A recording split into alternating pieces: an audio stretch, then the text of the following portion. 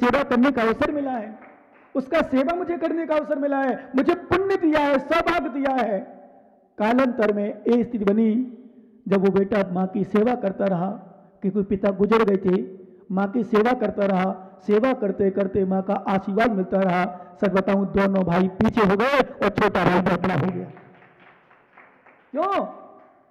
क्योंकि माँ के आशीर्वाद कहाँ जाएगा, पिता का आशीर्वाद कहाँ जाएगा, जबकि पिता नहीं थे।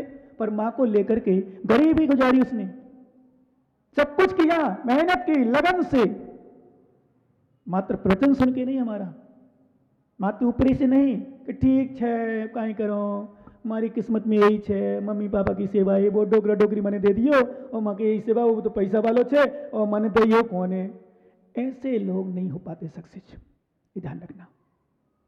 क्या ध्यान रखना भैया, माँ की सेवा ऐसे करना जैसे परमात्मा का ध्यान रखते हैं, गुरु का ध्यान रखते हैं। करो। हमने एक दिन बताया था आपको, गुरु माँ गरीब, गुरु माँ गरीब, इनका आशीर्वाद अच्छा लगता है तो इनकी बद्दुआएं भी लगती हैं, इनकी बद्दुआएं भी लगती हैं तो इनका आशीर्वाद भी अच्छा लगता है। यदि गुरु का आशीर्वाद मिल गया समझ लो कल्याण हो गया, माँ का आशीर्वाद मिल गया हमेशा फली फूल हो गए, और गरीब ने दुआ दे दी समझो तुम्हारी बहुत बड़ी तबाह हो गई, और कहीं इनकी बद्दुआ लग गई तेरा नाश हो जाए। कभी कोई महाराज आ जाए गुस्से, तेजस अशुभ तेजस होता ना, हो गया गुस्से में भयंकर तो नष्ट कर दे, फिर स्वयं नष्ट होते अलग विषय है, वो उनका घात होता ही होता है नियम से, जो दूसरों को गिरफ्त सोचता है। पर यदि महाराज ने बद्दुआ दे दी समझ लो पक्का निगलेक्ट कर दिया तुम्हें, जाओ हो गया काम तुम्हारा। इसलिए कहते कभी गुरुओं से दूर नहीं होना। और गरीब ने यदि तुम्हें भावना बना दी, बलवा तुम्हारा कल्याण करे, तुम्हारा भला करे, तुम्हारा बहुत कुछ दुआएं लगेंगी, और यदि बद्दुआ दे गया ना तो घर सत्यानाश हो।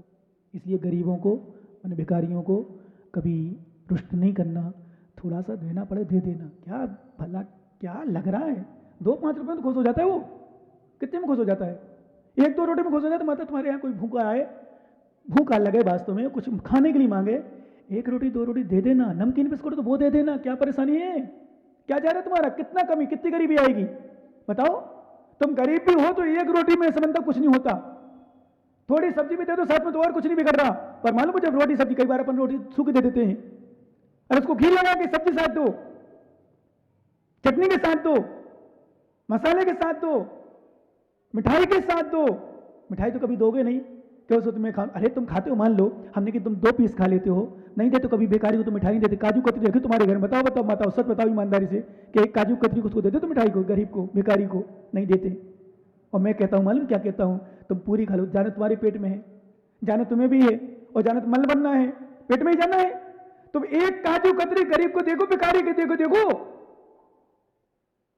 एक मिठाई का पीस तुम्हें सब खाने खाने, समझ लो रिश्तेदार, बताओ उसमें रिश्तेदार आ जाए, तुम्हारा घर का पड़ोसी आ जाए, इस अच्छा मित्र आ जाए, सगा संबंधी आ जाए, तो बताओ आप अपनी खाने में से कटौती करोगे नहीं करोगे। और मालूम तुम्हारा सगा संबंधी खाएगा, कोई जरूरी नहीं, कोई जरूर नहीं कि तुम्हें दुआ दे के जाए, पर भिखारी खाएगा विश्वास में तुम्हें दुआ देगा, जरूर देगा। करो तो प्रयास करो।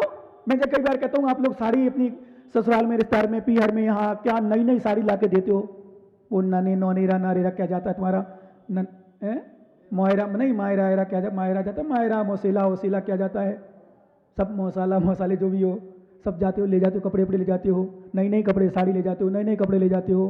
कभी कभी जो घर में रखे तुम्हारे अच्छे साफ सुथरे कपड़े, जिनको थोड़ा ठीक है पहनने लायक भी है मान लो, ऐसे कपड़ों को दो अपनी भाइयों को, भाइयों मतलब जो बर्तन मांजने वाली, सफाई करने वाली, उसको दो। गरीब भिखारी दो उनको, फटी नहीं, पुरानी नहीं, बिल्कुल खराब हो नहीं, अच्छी सी। और जब जब पहनेगी तुम्हें याद करेगी, तुम्हारी दुआ देगी। ऐसे कभी कोई गरीब वो बेकार है उसको खिलाओ, पैसा नहीं देना नहीं दो, कोई बात ले देना तो दे दो, 5 रुपये क्या लग रहा। तभी हम पैसे देने के लिए मना करते हैं, क्योंकि पैसे कई बार भिखारी लोग क्या करते हैं, दुरुपयोग करते हैं, शराब पीते हैं, मांस खाते हैं, कई कुछ करते हैं, अंडे खाते हैं, पैसे देने की कथन बनाए। लेकिन कभी फिर भी यदि परेशान हो रहा है, दे दे भाई, चल खा ले, तो भोजन करना, नाश्ता करना, अपनी तरफ से कह देना, बाकी वो की वो जाने। अपनी इच्छा तो अच्छी थी ना, अपनी भावना तो अच्छी थी, अपनी गलत भावना नहीं थी उसके प्रति, इसलिए अपने अच्छा किया। ध्यान देना, तो अपन अच्छा चाह रहे तो उसे अपना पर्च मिलेगा, और वो आप मिलेगा। मालूम क्या क्या, भगवान थारो भलो करे, भगवान थारो भलो करे, ऐसा कह के जाता है, दुआएं मिलती हैं। ऐसी माँ ध्यान रखना, कुछ भी हो यदि माँ की हम सेवा करते हैं, क्योंकि हमने एक दिन बताया था आपको, पत्नी पैसों से मिलती है पर माँ पुण्य से मिलती है। क्या पत्नी पैसों से मिल सकती है? पत्नी पैसों से मिल सकती है पर मां पैसों से नहीं मिलती, मां पुण्य से मिलती है, सौभाग्यशालियों को मिलती है। इसलिए हर बच्चों का कर्तव्य होना चाहिए, क्योंकि आप भी तो किसी के माता पिता हो, आप भी तो किसी के माता पिता हो। जितनी सेवा कर सको कर लो।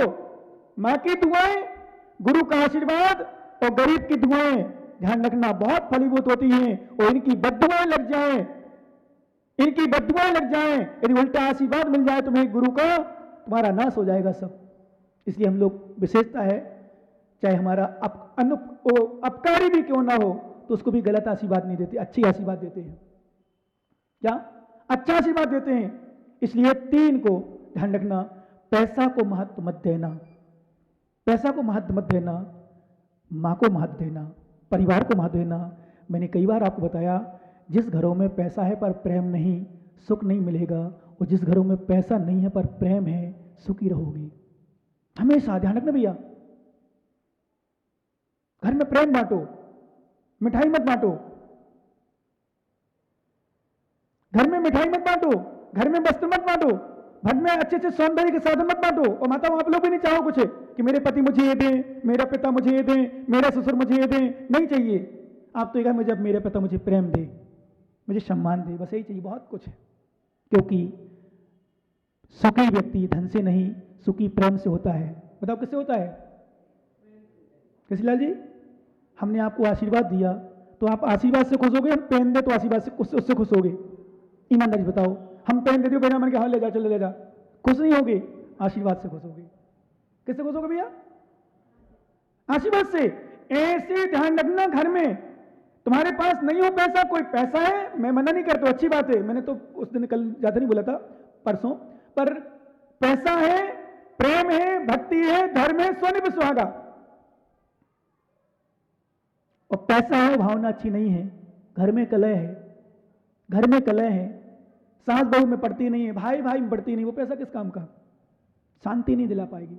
इसलिए पैसा कमाओ, पैसा कमाने के लिए मना नहीं करता हूं, गृहस्थ अवस्था में पैसा बहुत जरूरी है, बहुत जरूरी है, पर विश्वास करो, जितना पैसा जरूरी है उतना प्रेम से रहना भी बहुत जरूरी है।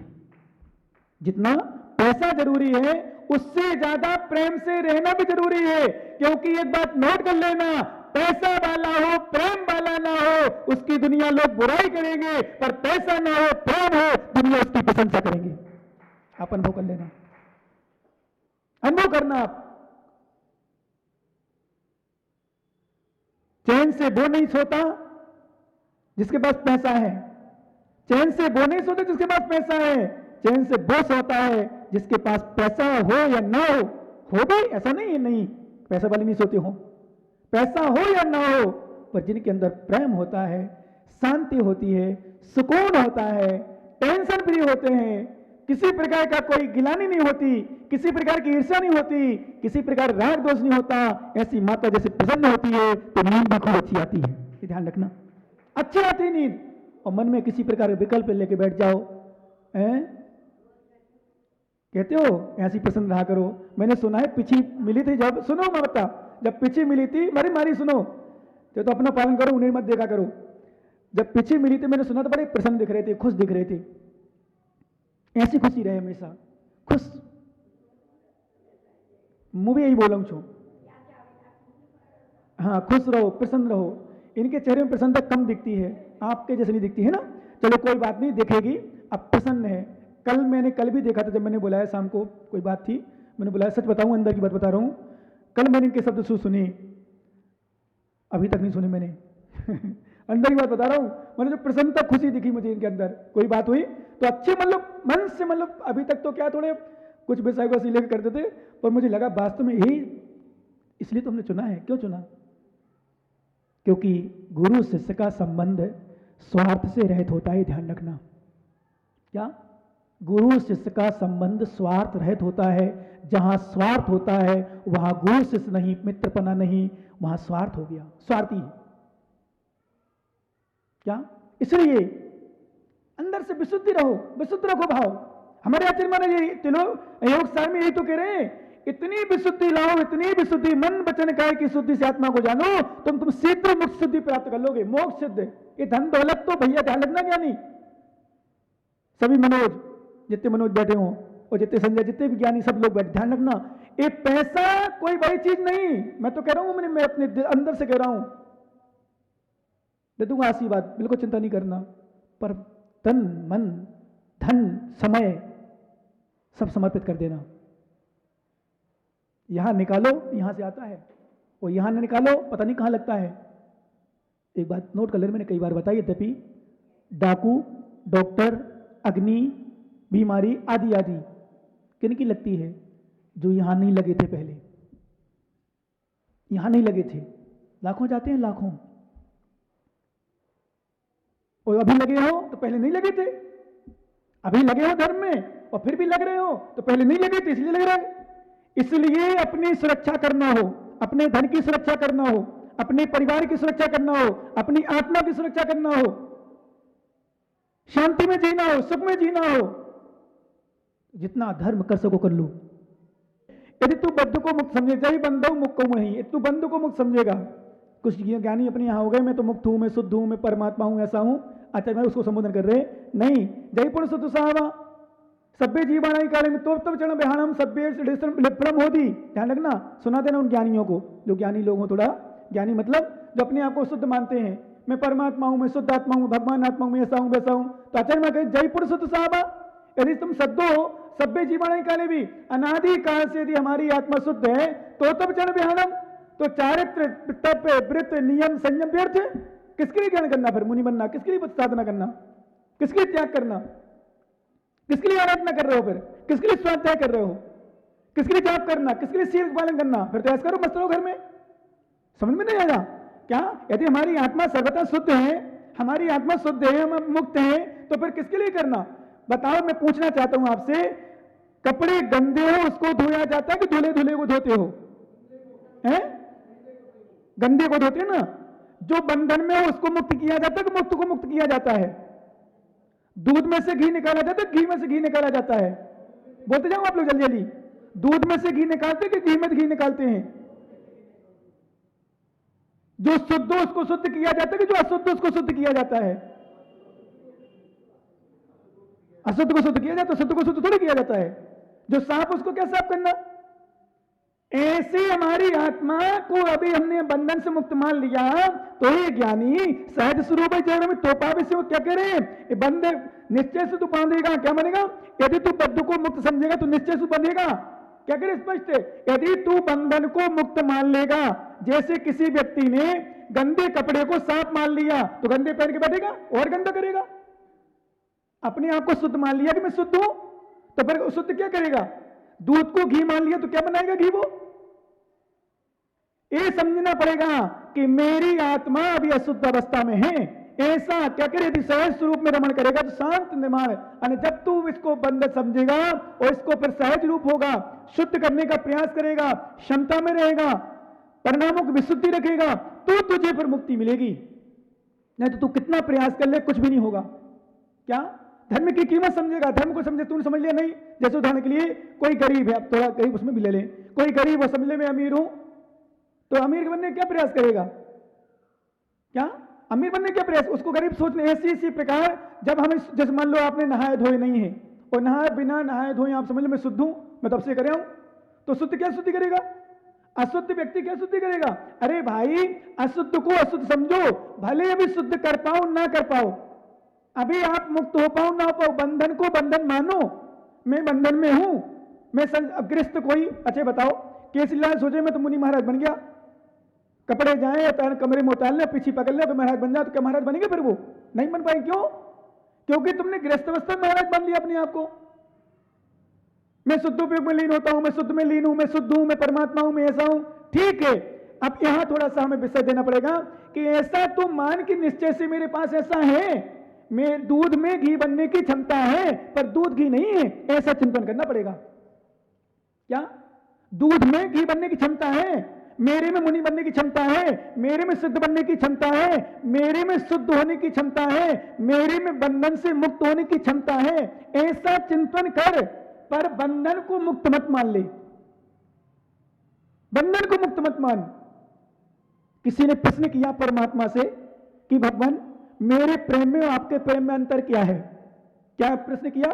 सुनना आप लोग, मेरे प्रेम में आपके प्रेम में अंतर क्या है? तो भगवान ने ऊपर इशारा करके किया, देख आकाश में पक्षी उड़ रहे हैं, आकाश में पक्षी उड़ रहे हैं, ये मेरा प्रेम है, और पिंजरे में पक्षी बंद है, वो तेरा प्रेम है। नहीं समझे आप लोग? क्या समझ में आया? आकाश में पक्षी उड़ रहे स्वतंत्र, ये मेरा प्रेम है, मेरे वजह से मतलब मेरा प्रेम मतलब मेरे कारण से उड़ रहे, और तेरे कारण से पक्षी बंद है, दुखी है। अब बंधन में संतोष हो जाए तोता, बंधन में सोचता है नहीं, दुखी है, परेशान हो, बंधन में मुक्त हो जाएगा, वो कभी मुक्त होने का प्रयास नहीं करेगा। इसलिए हमारे आचार्य कहते सहज स्वरूप जय रमई तो पावई शिव संतु, तू बंधन को बंधन समझ, मुक्त को मुक्त समझ, क्योंकि बंधन को मुक्त समझ लेगा कभी कुछ नहीं कर पाएगा। इसलिए अशुद्ध को अशुद्ध समझ। लेकिन कुछ ज्ञानी लोग जो अपने आप को ज्ञानी मानते हैं, थोड़ा सा मन ध्यान रखना भैया, बहुत बड़ी अपनी हानि कर रहे हैं अपन।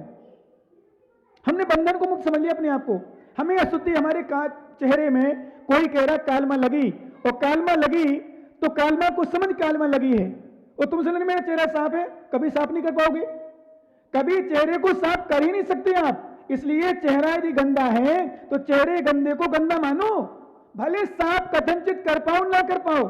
जैसे मैं कई बार कहता हूं, यदि आप आलू खाते हो तो स्वीकार करो मैं गलत कर रहा हूं, गलती को गलती स्वीकार करो। झूठ बोलते हो, झूठ बोलने की स्वीकार करो, मैं झूठ बोलता हूं ये भी स्वीकार करो। चोरी करते हो, चोरी को स्वीकार करो। गलत काम कोई भी करते हो, गलत स्वीकार करो। पर जो गलती को गलती ना माने वो क्या सुधार करेगा? कई लोगों में कमी होती है, गलती भी करते स्वीकार भी नहीं करते, वहां कभी सुधार नहीं हो सकती। और गलती करे और सुधार करने के मतलब गलती स्वीकार करे, ध्यान रखना भैया, गलती भी हो, गलती स्वीकार कर ले। सब बताऊं, मुझे बहुत अच्छा इंसान लगता है, वो बहुत बढ़िया लगता है, पर गलती भी करता है और गलती स्वीकार भी नहीं करे, झूठ पे झूठ बोले, फिर लगता कि यार उसको कभी सुधार नहीं हो सकती, क्योंकि जिसने गलती स्वीकार नहीं की वो कभी सुधार नहीं कर सकता। इसलिए हमें अपनी बंधन को बंधन समझ करके बंधन से मुक्त होने की चेष्टा, प्रयास, पुरुषार्थ करना चाहिए। इसी से हमारी आत्मा परमात्मा बनेगी। शेष चर्चा आगे भगवान महावीर स्वामी की।